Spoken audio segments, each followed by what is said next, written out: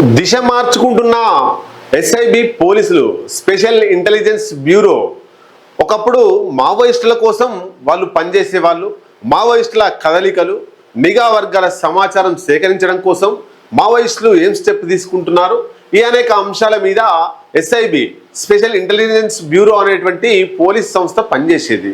మరి ఇప్పుడు దర్దాపుగా భారతదేశంలో జార్ఖండ్, తెలంగాణ తప్ప ఎక్కడ కూడా మావోయిస్టులు లేరనేటువంటిది కేంద్ర నిఘా వర్గాలు చెబుతున్నాయి. మరి మావోయిస్టులు లేనప్పుడు మావోయిస్టుల కోసం పనిచేసేటువంటి ఎస్ఐబి పోలీసులు ఎందుకు అని అనుకున్నారేమో, కానీ ఇప్పుడు ఎస్ఐబి పోలీసులు దిశ మార్చుకుంటున్నారు. ఒకప్పుడు మావోయిస్టుల కోసం పనిచేసినటువంటి ఎస్ఐబి పోలీసులు ఇప్పుడు దేనికోసం పనిచేయబోతున్నారో ఒకసారి మనం చూద్దాం. రాష్ట్రంలో నక్సలిజం దాదాపుగా తుడిచిపెట్టిపోయిన నేపథ్యంలో ఒక్క రెండు రాష్ట్రాలు మినహా అక్కడ ఉంది ప్రస్తుతానికి. ఆ రాష్ట్రాలు తప్ప మిగతా రాష్ట్రాల్లో దర్దాపుగా మావోయిస్టు పార్టీ తగ్గిందని చెప్పుకోవచ్చు. దశాబ్దాల పాటు అడవుల్లో మావోయిస్టుల ఏరివేతే ఏకైక లక్ష్యంగా కొనసాగుతున్న పోలీస్ ఆపరేషన్లు ఇప్పుడు దిశను మార్చుకుంటున్నాయి.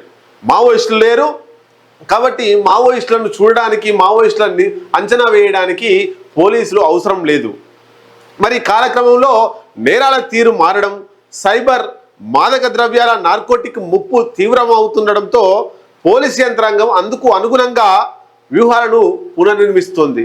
అయితే ఇందులో భాగంగా ఇన్నాళ్ళు మావోయిస్టుల కదలికలపై నిఘా పెట్టినటువంటి స్పెషల్ ఇంటెలిజెన్స్ బ్యూరో ఎస్ఐబి ఏదైతే ఉందో, అడవుల్లో గెరిల్లా యుద్ధ తంత్రాల్లో ఆరితేరిన గ్రేహౌండ్స్ కమాండోల సేవలను ఆధునిక నేరాల నియంత్రణ వైపు మళ్లించేందుకు ప్రభుత్వం నిర్ణయించింది. ఈ సిబ్బందిని అవసరమైన సైబర్, నార్కోటిక్ విభాగాలకు బదిలీ చేస్తున్నట్టు రాష్ట్ర police director general CV Anand స్పష్టం చేస్తున్నాడు.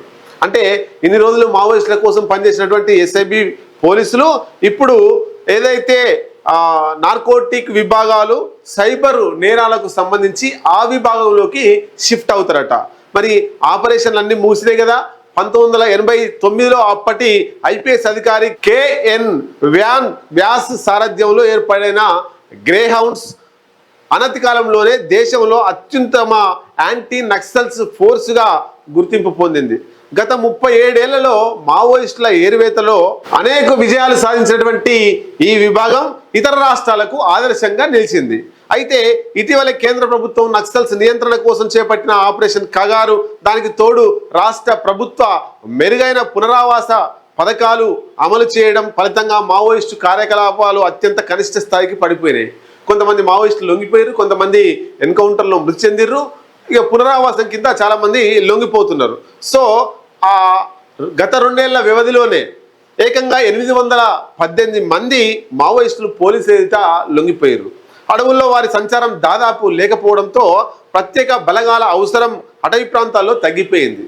ఈ క్రమంలోనే గ్రేహౌండ్స్, ఎస్ఐబి విభాగాల్లో మార్పులకు ప్రణాళికలు రూపొందిస్తుంది. అయితే సైబర్ డ్రగ్స్ పై ఉక్కుపాదం మోపడం కోసం ఎస్ఐబిని ఇక్కడ వాడుకుంటారట. అడవుల్లో నక్సల్స్ ముప్పు తగ్గిన పట్టణ నగరాల్లో సైబర్ నేరాలు, డ్రగ్స్ మాఫియా రూపంలో కొత్త సవాళ్లను ఎదుర్కొంటున్నారు పోలీసులు. ప్రస్తుతం గ్రేహౌండ్స్లో సుమారు 1700 మంది సిబ్బంది ఇతర విభాగాల నుంచి డిప్యుటేషన్ పై విధుల్లో ఉన్నారు. తాజా వ్యూహం ప్రకారం వీరిలో సుమారు సగం మందిని తిరిగి వారి మాతృ విభాగాలకు లేదా సొంత జిల్లాలకు బదిలీ చేయాలని నిర్ణయించారు.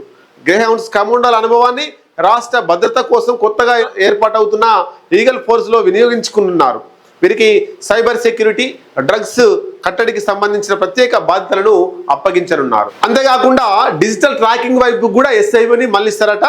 ఇక స్పెషల్ ఇంటెలిజెన్స్ బ్యూరో ఎస్ఐబి పాత్ర కూడా పూర్తిగా మారనుంది. ఇప్పటి వరకు అడవుల్లో మావోయిస్టుల కదలికలు, నెట్వర్క్ను పసిగట్టిన ఎస్ఐబినిగా ఇకపై తమ దృష్టిని డిజిటల్ ప్రపంచం వైపు మళ్లించనున్నారు. ఆన్లైన్లో సైబర్ నేరగాళ్ల మూలాలను ట్రాక్ చేయడం కోసం డ్రగ్స్ మాఫియా, ఆర్థిక లావాదేవీలను ఛేదించడం, ఇతర అంతర్గత భద్రతా అంశాలపై వీరు నిఘా పెట్టనున్నారు.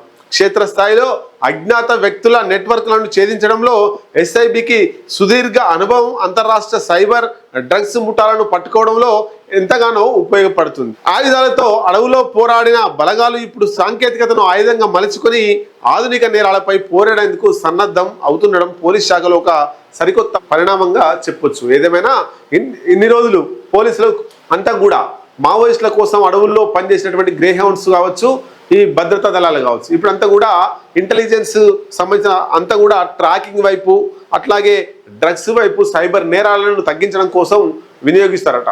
మరి మావోయిస్టుల మీద రిజల్ట్ వచ్చినట్టే ఈ డ్రగ్స్ మీద, సైబర్ నేరాల మీద, అట్లాగే డిజిటల్ ట్రాకింగ్ పైన కూడా వీళ్ళు పూర్తిగా పట్టు సాధిస్తారా రాబోయే కాలంలో చూడాల్సింది.